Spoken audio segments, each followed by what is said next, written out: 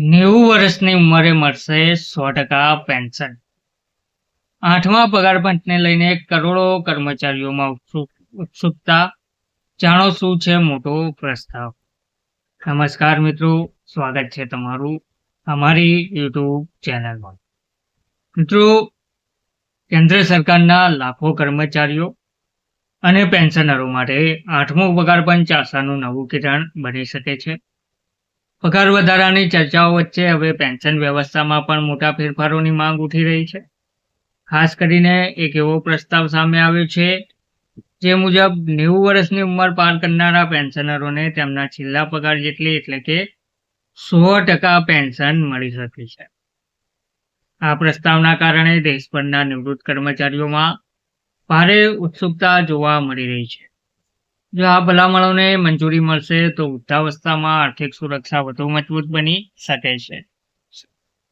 હાલની વ્યવસ્થામાં શું મળે છે તો હાલમાં મોટાભાગના સરકારી કર્મચારીઓને નિવૃત્તિ બાદ મૂળ પગારના લગભગ 50% જેટલી પેન્શન આપવામાં આવે છે. જો કે કર્મચારી સંગઠનોનું માનવું છે કે સતત વધી રહેલી મોંઘવારી, આરોગ્ય ખર્ચ અને જીવન નિર્વાહના વધતા ખર્ચને જોતા આ રકમ પૂરતી દેખાતી નથી. તેમનું કહેવું છે કે નિવૃત્તિ બાદ પણ કર્મચારીઓને સન્માનપૂર્ણ જીવન જીવવા માટે વધુ સુરક્ષિત અને સ્થિર આવકની જરૂર છે. ઉંમર વધે તેમ વધે પેન્શન.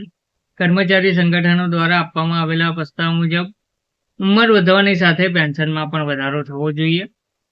પ્રસ્તાવિત માળખું કંઈક આ પ્રકારનું હોઈ શકે છે. 65 વર્ષની ઉંમરે છેલ્લા પગારના 70% પેન્શન, 70 વર્ષની ઉંમરે 75% પેન્શન, 75 વર્ષની ઉંમરે 80% પેન્શન, 80 વર્ષની ઉંમરે 85% પેન્શન અને 85 વર્ષની ઉંમરે 90% પેન્શન અને 90 વર્ષની ઉંમર પછી 100% પેન્શન. જો આ પ્રસ્તાવ સ્વીકારવામાં આવશે તો વૃદ્ધાવસ્થામાં પેન્શનરોને મોટી આર્થિક રાહત મળી શકે છે. ખાસ કરીને 80 વર્ષથી વધુ ઉંમરના લોકો માટે આ નિર્ણય આશીર્વાદ સમાન સાબિત થઈ શકે છે.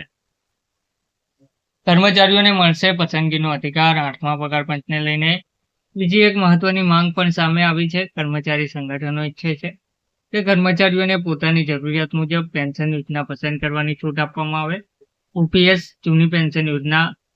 આ યોજના હેઠળ નિવૃત્તિ પછી નિશ્ચિત પેન્શન મળે છે. કર્મચારીને સેવા દરમિયાન કોઈ ફાળો આપવાનો રહેતો નથી અને સમગ્ર ખર્ચ સરકાર ઉઠાવે છે. NPS national pension system. આ યોજના રોકાણ આધારિત છે. કર્મચારી અને સરકાર બંને ફાળો આપે છે. નિવૃત્તિ પછી મળતી પેન્શન બજારના વળતર પર આધારિત હોય છે. UPS unified pension scheme. આ નવી યોજના ઓપીએસ અને એનપીએસ વચ્ચેનું સંતુલન બનાવવાનો પ્રયાસ છે. તેમાં રોકાણ પણ છે અને નિશ્ચિત પેન્શનની સુરક્ષા પણ આપવામાં આવે છે. બજાર નહીં, સુરક્ષા જોઈએ. ઘણા કર્મચારી સંગઠનોનું માનવું છે કે નિવૃત્તિ બાદ મળતી આવક શેરબજારના ઉતાર ચઢાવ પર નિર્ભર ના હોવી જોઈએ. વૃદ્ધાવસ્થામાં લોકોને નિશ્ચિત અને સુરક્ષિત આવક મળવી જરૂરી છે. તેથી જ પેન્શન વ્યવસ્થાને વધુ મજબૂત બનાવવા માટે દબાણ વધી રહ્યું છે. 1.1 કરોડથી વધુ લોકો પર પડશે અસર. 8મા પગાર પંચના નિર્ણયોનો સીધો લાભ અથવા અસર 1.1 કરોડથી વધુ સરકારી કર્મચારીઓ, પેન્શનરો અને તેમના પરિવારજનો પર પડશે. તેથી આ પંચની ભલામણોને લઈને સમગ્ર દેશની નજર ટકેલી છે. પગાર વધારાથી લઈને પેન્શન સુધારા સુધીના દરેક નિર્ણય કરોડો પરિવારોના ભવિષ્યને અસર કરી શકે છે. હજુ નિર્ણય બાકી છે. અહીં એક બાબત ખાસ નોંધવા જેવી છે કે 90 વર્ષની ઉંમરે 100% પેન્શન મળવાની વાત હજુ માત્ર એક પ્રસ્તાવ છે.